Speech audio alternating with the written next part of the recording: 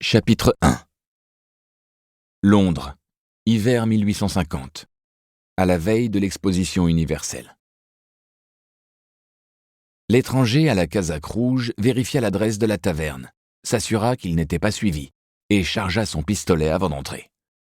Parmi les dizaines de tripots malodorants qui proposaient à manger dans le quartier de Seven Dials, l'Oie Noire était le seul où un étranger ne se serait rendu que sous la menace d'une arme. Bob Fatty, le tenancier, s'enorgueillissait de servir le meilleur whisky de Londres. Une chose était certaine, les rats des environs avaient disparu au moment où il avait mis à la carte des boulettes de viande à 1 penny. En outre, la fausse d'aisance du mastroquet empestait presque autant que son haleine. Malgré tout, Bob faisait tourner son commerce. Si de lundi à vendredi, les ventes permettaient à peine de couvrir les frais, le samedi, les terrassiers qui envahissaient l'établissement avec leur salaire tout juste perçu dépensaient assez pour que Bob remplisse ses coffres et que ses putains en soient reconnaissantes à Dieu et à tous les saints. La plupart des Londoniens considéraient les terrassiers tout au plus comme des animaux. Des ivrognes venus d'Irlande en troupeau, attirés par l'odeur de l'argent du chemin de fer, prêts à exécuter, tels des bêtes de somme, des travaux si pénibles que personne d'autre n'en voulait. Mais ils étaient pour Bob synonymes de profit. Il le savait bien, les dévaliser s'était avéré un jeu d'enfant. Bob fit une pause pour regarder le ciel à travers une petite fenêtre. C'était un samedi matin pluvieux. Aussi avait-il tout préparé comme à l'accoutumée. L'établissement relativement propre et aéré, les fûts de bière porteurs coupés à l'eau comme il se devait, et bien entendu, Sally et ses copines badigeonnées de farajou, prêtes à chevaucher les grosses bedaines des terrassiers en échange de modiques gages. Il enfila son grand tablier taché et sourit en ouvrant les portes de la taverne. Au milieu de la matinée, l'épais nuage de fumée et l'épouvantable vacarme laissaient présager de juteux profits. Les terrassiers qui avaient empli les lieux trinquaient en entonnant des chansons sur leur vieille Irlande et se délectaient des abats cuisinés par Bob, tandis que les filles prouvaient leur talent en plumant les plus vicieux derrière les rideaux. Bob but un coup et rota, satisfait. De fait, tout le monde, à l'exception du nouveau venu au manteau rouge qui sirotait un gin à l'écart, semblait ravi. Le tavernier prit le temps de l'observer. Il lui donnait la trentaine. En dépit de son corps musclé, il n'avait pas l'air d'un ouvrier. Barbe soigneusement taillée, trop propre et trop bien habillé. Bob se méfiait. Il détestait les policiers, qui plus est ceux qui travaillaient incognito. Il leur graissait souvent la patte pour qu'ils laissent ses filles en paix, mais il revenait toujours l'importuner. Que pouvait bien vouloir cet homme? Après avoir discrètement caché un couteau dans son tablier, il partit s'en enquérir.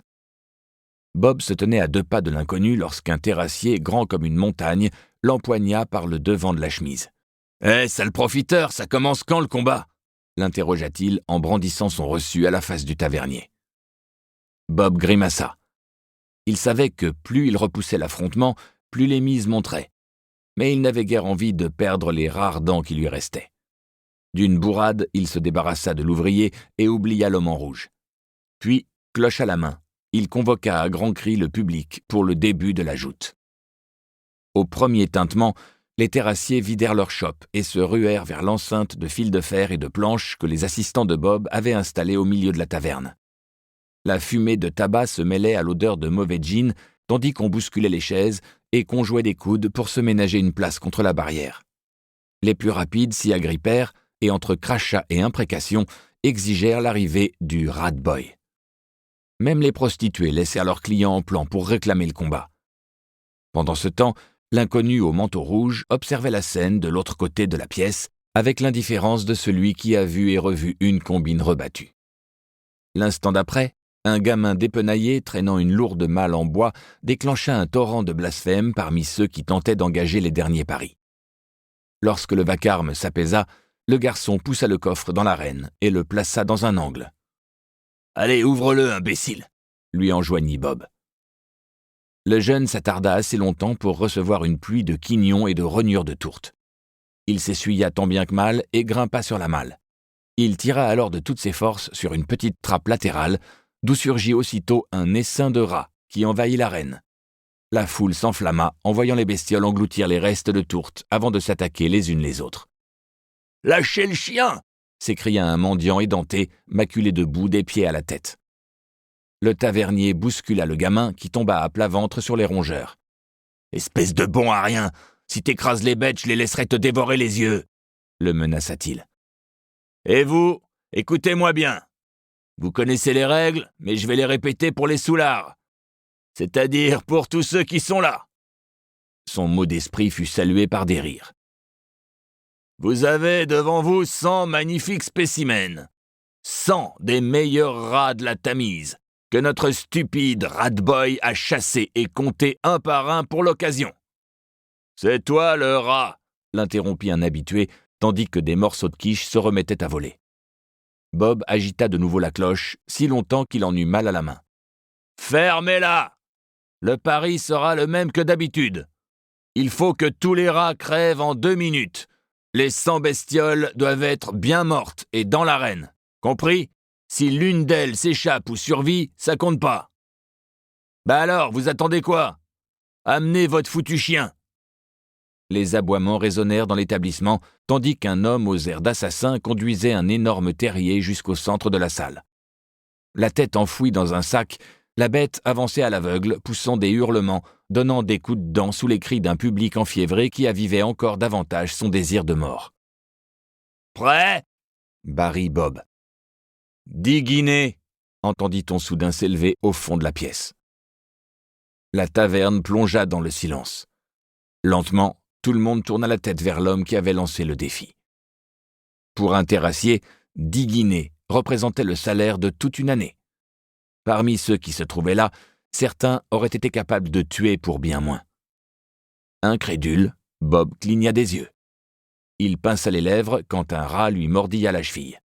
Il l'écrasa sans merci et l'envoya d'un coup de pied vers les autres bestioles. Il lorgna de nouveau l'inconnu en rouge au port distingué. Cet homme ne lui plaisait pas, mais il voulait son argent. « D'accord. La casaque rouge, 10 guinées sur les rats, » dit-il en crachant par terre. « Non, pas sur les rats. Je mise sur le chien. » L'homme sortit alors une bourse pleine de pièces qu'il posa nonchalamment sur sa table. Bob la fixa, l'œil luisant de cupidité. Il se moquait bien de savoir sur quel animal pariait ce crétin. Quoi qu'il arrive, son argent changerait de main. « Fascinant! J'ai toujours admiré les gens qui se montrent prêts à dilapider leurs économies !» s'exclama Bob en essayant d'identifier l'étrange accent de l'inconnu. « Tu t'appelles ?»« Je te l'ai déjà dit. Je m'appelle 10 guinées. Tu les veux ou pas ?» le défia l'homme avant de faire mine de rempocher ses pièces. Avec une agilité surprenante pour sa forte corpulence, Bob bondit par-dessus la barrière et en 2 enjambées se planta devant l'étranger. Il s'apprêtait à saisir sa bourse lorsque celui-ci dégaina un pistolet qu'il posa brutalement sur les pièces de monnaie. Le tavernier s'arrêta dans son élan. Il n'avait jamais vu une arme pareille, munie d'un barillet rotatif entre le canon et la culasse. « Voyons d'abord ce que savent faire tes rats, » dit l'inconnu. Puis il se leva pour se frayer une place contre la clôture. De mauvaise grâce, Bob regagna l'arène, attrapa le terrier par le collier et lui arracha son capuchon. Ses hurlements l'assourdirent et firent perdre la raison aux terrassiers qui se remirent à boire comme si la bière leur était offerte. À la vue de la meute de rats, le chien écuma de rage et les yeux injectés de sang voulut se ruer sur eux. Bob dut faire un effort pour que l'animal ne lui déboîte pas le bras. Avant de le lâcher, il lui présenta un peu d'eau qu'il lapa goulûment. « Allez, que le spectacle commence !» s'écria-t-il. À son signal, le rat-boy retourna le sablier et Bob libéra le terrier qui sauta immédiatement sur les rongeurs comme propulsé par un ressort. Ils se dispersèrent, épouvantés, cherchant une fente par laquelle s'échapper. Mais le chien, emporté par un élan sauvage, entreprit de les mettre en pièces à coups de dents, sa gueule s'ouvrant et se refermant frénétiquement. Il les broya, les éventra, leur arracha la tête, comme si sa vie en dépendait. « 32, 33 » dénombrait le rat-boy à mesure que les rats trépassaient. L'hécatombe se poursuivit, atroce et ininterrompue. Quelques rats grimpèrent sur les pattes du terrier pour tenter d'atteindre ses testicules, mais celui-ci fit... Pour continuer à écouter ce livre audio gratuitement, cliquez sur le lien dans la description et vous pourrez l'écouter en entier sans frais grâce à l'essai de 30 jours d'Audible.